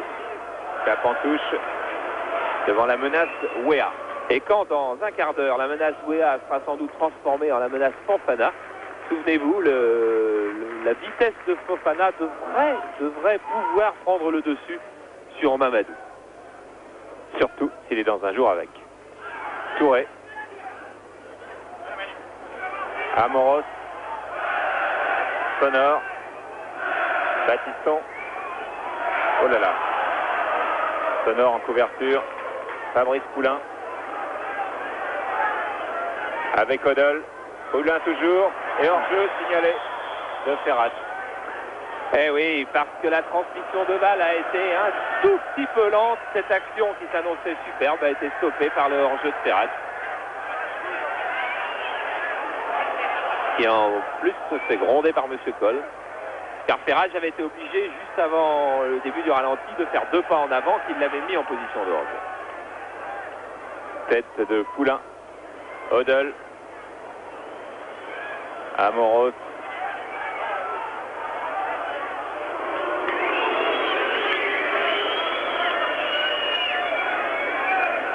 Ce Monaco-là a en tout cas un potentiel européen. Oui, il va être assez frustrant pour les joueurs de repartir avec une défaite de Bruges s'ils repartent avec une défaite aujourd'hui, car ils avaient les moyens de repartir avec un beau nul. Et attention à Braille. Braille, tête de Battiston, heureusement, car il avait Mbouillou dans le dos, puis Coleman qui arrivait. Et toujours les Belges avec Peter Crève avec Mbouillou. Et le piège du hors-jeu de la défense de Monaco marche moins bien maintenant. Et Amoros qui va intercepter Kimoni et commettre une faute. Voilà, attention à ces coups de pied arrêtés, ce sont ceux-là même que Houvart a fait travailler hier matin à l'entraînement, exactement dans cette position-là. Alors deuxième poteau, Coleman, il n'y aura pas Mamadou. Et Bril qui va gicler. Tiré par Pascal Plevy, sortie, non, pas de sortie. Coleman récupère, Coleman toujours, il crochette dans la surface, il frappe et Tori n'a pas bougé. Et encore beaucoup de sang-froid de la part du capitaine de Monaco qui relance tout de suite en direction d'Amoros. Alors que Coleman va chercher sa chaussure, car sa chaussure est partie, regardez, elle était là, au pied du poteau. On revoit ce coup franc. Et Coleman qui va pouvoir frapper, mais d'abord au prix de 2 ou 3 crochets. Voilà, et bon arrêt des Touré. Et Monaco est à l'attaque avec Ferrage. Ferrage pour la tête de Touré qui a cherché Odol en 1-2 car il était un peu en déséquilibre. Ah, les Monégas sont tout près d'avoir des occasions de but très très nettes. Vraiment, il serait terrible pour eux de prendre un deuxième but, ce qui serait presque un contre, car les Monégas ont quand même souvent la possession du ballon, alors qu'ils ont vraiment les moyens d'aller marquer un but à l'extérieur qui serait un immense pas en avant vers la qualification pour les quarts de finale. Et attention, nous sommes en Coupe d'Europe des clubs champions. C'est pas comme en Coupe de l'UEFA. Si Monaco passe ce tour, Monaco est en quart de finale et les quarts de finale ont lieu au mois de mars. C'est-à-dire qu'on est européen pendant tout l'hiver et ça fait bon, ça fait très bon, très chaud au cœur d'être européen ensuite pendant le championnat. Van der Elst cafouille, Touré récupère et Mamadou tape en touche. José Touré réclame un coup franc. Faut pas qu'il rêve. Je crois que M. Cole ne lui sifflera rien en sa faveur aujourd'hui. Et ce qui est bien, c'est que José Touré a pris le parti d'en sourire. Glenn Hoddle, qui n'entame donc pas ni son tonus, ni son sang-froid. Odor. Odor qui passe, qui a 3 Monégasques sur sa route et qui a un avantage et qui retrouve Mbouillou, mais Battiston est bien revenu. Alors que Luxonor était en train de couvrir à nouveau toute la défense. Luxonor qui n'a plus tout à fait l'habitude de jouer stopper, qui préfère et de loin jouer arrière latéral. C'est pas un mauvais match ce soir, en tous les cas meilleur que ses dernières sorties en équipe de France, mais qui n'a pas tout à fait les automatismes de Rémi Vogel par exemple. Odor, Plovy. Odor, qui est très vivace, mais Odol a eu le coup d'œil. Odol a eu le coup d'œil, il a toujours le coup d'œil, il a fait un appel à Wea qui n'est pas venu. Et Battiston franchit à nouveau la ligne médiane, il va le faire plus de fois peut-être dans ce match qu'il ne l'a fait depuis le début de la saison, en suivant les consignes en cela d'Arsène Wenger. D'une part et d'autre part. Coleman à la relance pour Bruges. Mbouillou. Bonne intervention de Sonor. Odol. Oui, c'est bon. Bien joué avec Sonor. Sonor appel de Wea. Voilà pour Wea. Wea face à Mamadou. C'est pas facile. Centre instantané et ce sera une touche. Et il reste 17-18 minutes. Remise en jeu de Sonor. Une longue touche vraisemblablement. Non. C'est pour Odol. Qui caresse le ballon. Et qui cherchait la tête de Touré. Ferrach va bondir, la toucher de la main devant Peter Crève et l'arbitre a sifflé.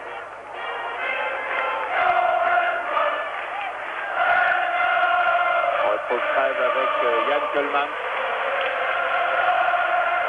Et le public qui vient pousser Bruges, car il sent bien que Bruges a besoin d'un but supplémentaire, tant cette équipe de Monaco a été impressionnante ici. Van der Elst. Suivi par Dib. Kimoni. Kimoni qui passe. Attention à Kimoni. Kimoni qui fait le grand tour. Qui passe tout le monde en vue. Qui va peut-être obtenir un corner. Monsonor a bien contré. Et Dib récupère. Mais quel beau slalom de Kimoni. Et des changements de trajectoire qui ont dérouté tout le monde. Alors que là, Glenn Hoddle piétine. Et judicieux coup de sifflet de Monsieur Cole. Et qui fait du bien à l'AS Monaco, ce coup de sifflet. Car Hoddle avait perdu le ballon. Alors qu'on revoit ce percé de Kimoni qui a beaucoup de jambes et un tacle de Sonor absolument parfait. Alors que Kimoni revient, c'est Ferrach qui a le ballon de l'autre côté pour Monaco. Accélération de Jean-Marc Ferrach qui donne à Sonor. À Moros. Cherche la tête de Touré. Et qui s'est bien battu entre Plevy et Mamadou et qui est vraiment serré de près aussi par l'arbitre Monsieur Cole. Il est marqué partout. Voilà, vous avez vu Mbouillou troisième, ça veut dire troisième minute de la deuxième mi-temps, c'est-à-dire 48e, ce but de Bruges. Van der Elst, attention au lob. Il est parti, il est bien parti et il est tombé dans la surface, il n'y a pas pénalité. Ah, Kenneth Brill, lui aussi, il y a 4 ans, ne serait certainement pas tombé. Il aurait poursuivi sa course et il aurait récupéré le ballon vraisemblablement avec Ettori et il aurait marqué. Car c'était une très belle occasion. Brill qui était parti dans le dos de Valéry, qui semble avoir un peu plus de mal à se replacer, qui physiquement, il est stagiaire au centre, n'a encore pas le rythme tout complet de la première division et en plus de la Coupe d'Europe. Odor, attention au démarrage. Et Amoros n'avait pas suivi toute la ligne de la défense. Odor qui dribble. On dribble beaucoup de ce côté-là. Comini, Odor. Ballon récupéré par José Touré. Touré bien joué, quasiment très bien joué, mais pas vraiment. Van der Elst. Dib vient lui prendre le ballon dans les pieds. Amoros à nouveau, alors que Battiston discute beaucoup avec Arsène Wenger qui est sur le banc de touche. Discussion à distance. Ah oui, Arsène Wenger doit bien sentir que ça serait tellement bête de prendre un deuxième but et de se condamner aujourd'hui après avoir fait tant d'efforts. Et je crois que Patrick Battiston faisait signe aussi que quelqu'un en défense était blessé, car Claude Puel part s'échauffer. Claude Puel qui avait été victime d'une fracture du cubitus il n'y a pas si longtemps, à qui on vient d'enlever sa broche. Ferrach. Bon centre de Ferrach, oh là là là là! Touré était là. Un poil en retard et Wea réussi, est en train de, en tout cas, poser plus de problèmes. Voilà Wea encore avec Amoros et c'est un coup franc, un corner, une touche, pardon, pour Monaco. Ah mais ça pouvait être les trois, mais ce sera une touche pour Monaco. En tout cas, un ballon rouge et blanc et Monaco qui va repartir, j'en suis sûr, avec une impression de désenchantement s'il ne marque pas un but avant la fin. Voilà, mais c'est pas fini, Charles. Mamadou. Ferrach. Mamadou qui est en difficulté. Bien coincé par Ferrach. Il n'y a pas de faute. Il y en aura eu quand même à un moment. Et Monaco récupère le ballon. Wea va frapper. Il est contré par Plovy. Et Mbouillou tape devant où il n'y a pas grand monde. Sonor va pouvoir relancer peut-être. Les Belges se replacent maintenant avec Bright, avec Van der Elst, avec Van Beek, avec Bright encore. Odor bien contré par Amoros. Oh, c'est assez amusant car ce match qui a été relativement technique depuis le début, d'un seul coup est en train de devenir une espèce de furieuse mêlée, de furieuse bagarre. Il reste 12 minutes, il va y avoir 10 minutes pleines de passion. Le public l'a senti, Van der Elst. Mbouillou, Kimoni, Odor, Kimoni.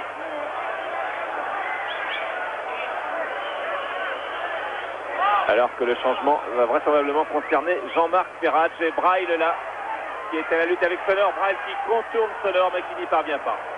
Voilà, Sonor qui a réussi quelques sauvetages de vraiment d'énorme qualité aussi. Ferrach qui se plaint d'un coup que lui a infligé Van Beek, vient d'aller lui signaler et qui sera donc remplacé par Fofana. Valéry, Il va donc faire un match plein, entier. Odol, Poulain, Ferrach. Ferrach qui donne tout de suite car il n'est plus en état de faire grand chose. Dib. Fan de frappe de Dib qui continue, qui est crocheté. Amoros s'accroche à son tour. Odol, bon contrôle. Beau geste technique pour reprendre le ballon, mais attention à la montée de Braille, mais il n'est plus lui non plus aussi vivace et sonore, et c'est un petit peu en difficulté malgré tout. Enfin, on va en profiter de cette touche pour faire rentrer Fofana. José Touré aussi a fait des soins du côté de Monaco. On voit plus clair. Quelque chose à l'œil. Alors que là, nous sommes sur Fofana qui fait son entrée. Voilà, Touré, vous l'avez aperçu avec les kinés de l'AS Monaco. Problème de vision. Voilà, et M. Cole va maintenant intervenir pour empêcher José Touré de se faire soigner. Ah, ça va pas du tout entre tous les deux. Hein. Quand on est dans le collimateur, c'est collimateur. Alors Fofana va jouer en pointe à droite et Wea en pointe à gauche. C'est-à-dire qu'il va y avoir deux joueurs complètement en pointe qu'il n'y a pas eu depuis le début. Kuhlmann qui était dans le dos de Sonor. Sonor est bien intervenu. Glenodel laisse passer. Kimoni. Van der Elst. Van Beek. Tête de Kuhlmann pour lever tout le monde. Et attention, ouais, Braille a cherché le pénalty sur Battiston et ensuite Odor a été contré, mais il y avait encore danger pour Monaco. Et Braille qui cherchait à s'appuyer sur le monégasque comme le chypriote avait fait face à Daniel Bravo samedi pour un pénalty de sinistre mémoire et que l'on n'est pas prêt d'oublier dans le football français, même si aujourd'hui je crois que Monaco et Bordeaux vont redonner un petit peu de baume à ceux qui aiment le football français. Pour Bordeaux, c'est fait. Pour Monaco, il y a la manière. Reste le résultat. Oh, faute de Van der Elst sur Touré. C'est difficile pour l'arbitre autrichien de ne pas la siffler. Peut-être que Touré vient de lui dire merci d'ailleurs. Il a l'air en plus de lui parler, ouais, dire bien arbitré, quelque chose de ce genre-là. Ça fait plaisir. 9 minutes de jeu. 1-0 pour Bruges. Ça vaudrait presque mieux pour Monaco. Van Dijk, Van Beek. Et Peter Crève fait une faute. Coup franc joué rapidement par les Monégasques avec Dib. Odol. Quel beau jeu de la part d'Odol. Et Fleury a mis rapidement en corner. Et on va faire donner toute la garde du côté de Monaco sur ce corner qui sera tiré par Fofana, un gaucher. Sonor est monté, Valéry va monter qui n'est pas mauvais de la tête, alors que Betagno, un garçon qui joue souvent aussi dans l'équipe de Bruges, va prendre la place de celui qui était entré en cours de jeu tout à l'heure, Odour. Attention à Betagno, il avait marqué contre Brøndby au match aller le but de 1-0 et donnait la victoire à Bruges. Corner tiré par Fofana au premier poteau. Rodol va récupérer, redonne à Fofana. On est à 8 minutes de la fin, toujours 1-0, Fofana contré. Braille va peut-être relancer. C'est fait maintenant, c'était en direction de Kuhlmann, tête de Battiston qui a assuré et une faute de Mbouillou sur Fabrice Poulain. Et une autre en prime de Crève sur Dib. Il se tient le nez. Ouverture trop longue d'Odol et Van de Waal sans problème. Relance tout de suite sur Peter Crève. Crève Van der Elst. Montée de Poulain sur Van der Elst. Fleury.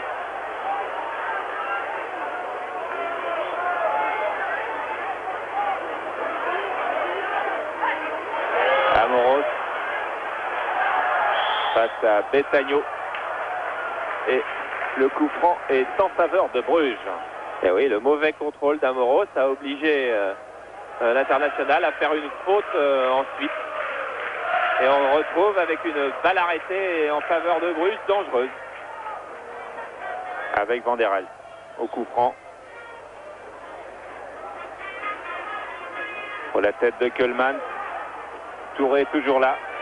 Braille remet tout de suite. Poulain dégage sur Peter Crève qui part en dribble. et qui se heurte à Odell.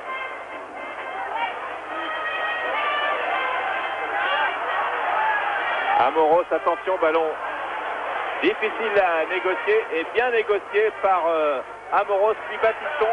Accélération de Touré. Touré qui après un bon contrôle donne maintenant à Youssouf et Fofana. Fofana encore, peut-être une frappe de Fofana. Fofana qui glisse à Wea encore. Et il n'y avait personne. Fofana était tombé. Et toute l'équipe de Bruges était en défense. Et là, Odell était très nettement hors jeu. Et là encore, il y avait possibilité de faire quelque chose. Fofana n'a pas encore eu, lui, la possibilité d'utiliser sa pointe de vitesse. Il a été obligé là de revenir à l'intérieur pour chercher un tir qu'il n'a pas pu armer. Mais je ne sais pas si les plans de nos camarades de la télévision belge sont assez larges pour vous le montrer. Mais il y a des espaces et il y a des possibilités de marquer. Arsène Wenger aura la rage au cœur tout à l'heure si Monaco repart avec une défaite même de 1-0. Malheureusement, il y a toujours possibilité qu'elle soit un peu plus grande. Parce que Monaco avait ce soir la possibilité de marquer un but à l'extérieur. Et un but à l'extérieur, quand Monaco joue comme ça aurait été de l'or. Monaco qui bénéficie d'un coup franc pour une nouvelle faute de Mamadou sur Dib. Et nous sommes dans les 5 dernières minutes. Et regardez comme geste de Sonor est significatif. Il est allé arracher la balle à Bril, a tout de suite la renvoyer pour que les Monégasques jouent vite, parce que les Monégasques ne se satisfont pas d'une défaite à 1-0, la même qu'ils avaient concédée à Reykjavik par exemple, et qui était d'une nature totalement différente. C'est un autre monde et un autre Monaco avec Fofana, Odell. Odell pour Fofana. Fofana bousculé dans la surface et il n'y a pas de coup de sifflet de Monsieur Cole. Qui fait signe que Fofana a plongé. Ah, Fofana qui était là encore par sa vitesse, vraiment tout près d'avoir l'occasion de but. 4 minutes 20 encore. Monaco à l'attaque avec Poulain qui ne passe pas. Mbouillou replié. Van der Elst. Attention au contre maintenant. Braille, Sonor. Marcel Dib. Et on repart dans l'autre sens avec Monaco. Dib est empêtré dans la défense belge et bénéficie d'un coup franc pour une nouvelle faute de Mamadou qui en aura commis. Bon, on n'a pas les statistiques, on est à l'extérieur ce soir, mais je crois que Mamadou en a fait pas mal. Et regardez les Belges qui gagnent du temps, qui eux sont contents de ce 1-0 parce qu'ils ont sans doute une équipe capable de défendre un tel résultat à Monaco dans 2 semaines, mais qui savent bien que s'en sort pas si mal avec un tel résultat. Valéry, 22 centres. En voilà un pour la tête de Touré. Et Betagno récupère. Betagno passe. Il est tout neuf. Il est entré il y a 3-4 minutes. Et Odell est bien revenu pour couper cette montée de Betagno. Et il est obligé à porter la balle en touche. La touche sera pour Monaco. 3 minutes encore. 3 minutes, on n'a pas envie que ça finisse. On a envie que Monaco ait encore un peu de temps pour vraiment prouver que Monaco va beaucoup mieux, que Monaco est beaucoup plus digne du champion de France qu'il était la saison dernière et que Monaco est capable de marquer un but en Belgique. Amoros. Ne passe pas Betagno. Bril. Et Dib, bien joué de la part de Dib. Glenn Odell face à Van der Elst et 2 meneurs de jeu. Baptiston. Youssouf Fofana. Et là, il y aura un incident tout à l'heure par le juge de touche. Va appeler l'arbitre pour signaler que Dib a donné un coup à Betagno. Et ça va être très embêtant pour Marcel Dib. Je peux vous annoncer ce qui va se passer là. Ça peut être une expulsion. Oui, car Marcel Dib a eu un carton jaune en début de match. Et là, Dib vient de donner un coup à Betagno. Le juge de touche l'a vu. Et Dib va avoir de très sérieux ennuis dans les secondes qui suivent. Voilà. Le carton sera rouge. C'est clair, Marcel Dib va être sorti. Ne jouera pas le match en retour. Quel numéro demande Monsieur Cole. Oh, Dib se cache au milieu du terrain derrière Odell, mais Dib n'y échappera pas. Monaco va finir à 10. Tous les Monégasques sont autour de Monsieur Cole. Oh, Monsieur Cole ne cédera pas. Face à Van der Elst et 2 meneurs de jeu. Baptiston. Youssouf Fofana. Et là, il y aura un incident tout à l'heure par le juge de touche, va appeler l'arbitre pour signaler que Dib a donné un coup à Betagno. Et ça va être très embêtant pour Marcel Dib, je peux vous annoncer ce qui va se passer là. Ça peut être une expulsion. Oui, car Marcel Dib a eu un carton jaune en début de match. Et là, Dib vient de donner un coup à Betagno. Le juge de touche l'a vu. Et Dib va avoir de très sérieux ennuis dans les secondes qui suivent. Voilà. Le carton sera rouge, c'est clair. Marcel Dib va être sorti, ne jouera pas le match au retour. Quel numéro demande Monsieur Cole. Oh, Dib se cache au milieu du terrain derrière Odell, mais Dib n'y échappera pas. Monaco va finir à 10. Tous les Monégasques sont autour de Monsieur Cole.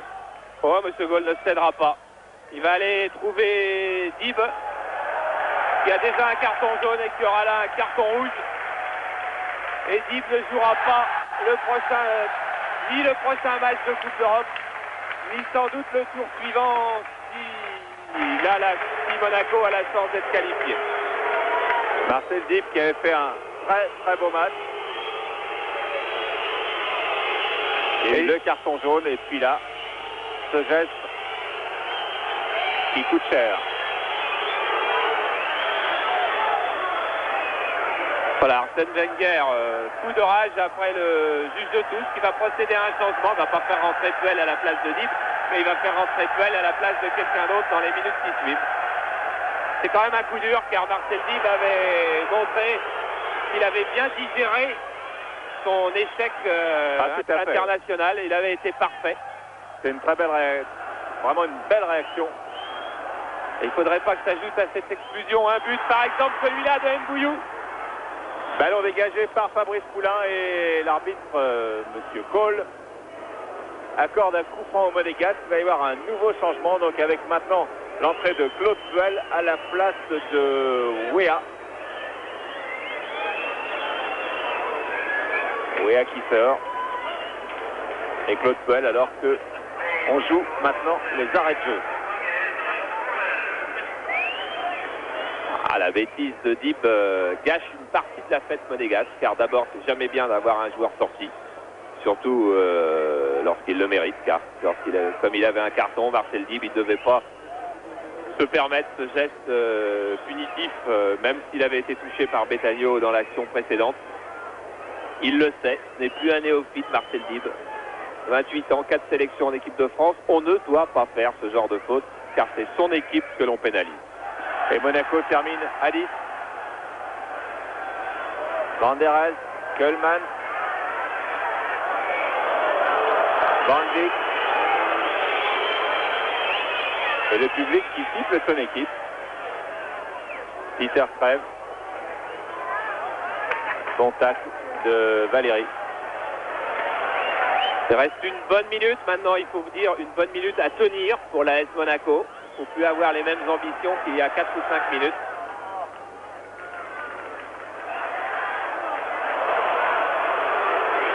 Et là, on ne devrait plus être loin de la fin. L'arbitre fait signe d'ailleurs qu'il s'apprête à siffler la fin de ce match.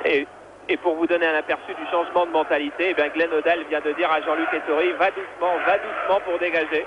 C'est-à-dire que Monaco maintenant va se satisfaire de son 0-1, d'autant plus que le match est fini. C'est chose faite. Monaco battu ici par 1-0. On a vu un très beau Monaco. Monaco qui a retrouvé la manière, qui n'a pas l'efficacité.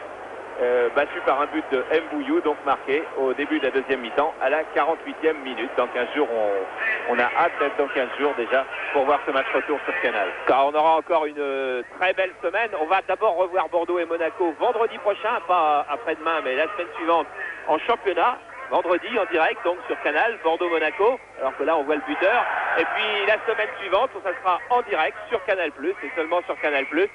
Donc le mardi, le match retour de Bordeaux, Bordeaux-Uspes à 20h30, et le mercredi, le match retour de Monaco, Monaco-Bruges à 20h30, deux matchs qu'on a hâte de voir, pour voir si le football français est un peu plus à l'image de ces deux clubs européens d'aujourd'hui qu'à l'image de la sélection nationale de samedi dernier. En tout cas, c'était quand même déjà le jour et la nuit entre samedi dernier et ce qu'on a vécu aujourd'hui sur Canal+, avec Bordeaux et Monaco. Voilà, ce qui fait qu'on peut aller se coucher tranquille ou bien continuer à suivre les programmes de Canal, qui sont pas mal non plus, au choix. Voilà, puis moi je vous dis à demain, 12h15, c'était le commentaire de Charles Bietri et Michel Denisot depuis Bruges, avec les moyens techniques de la RTB.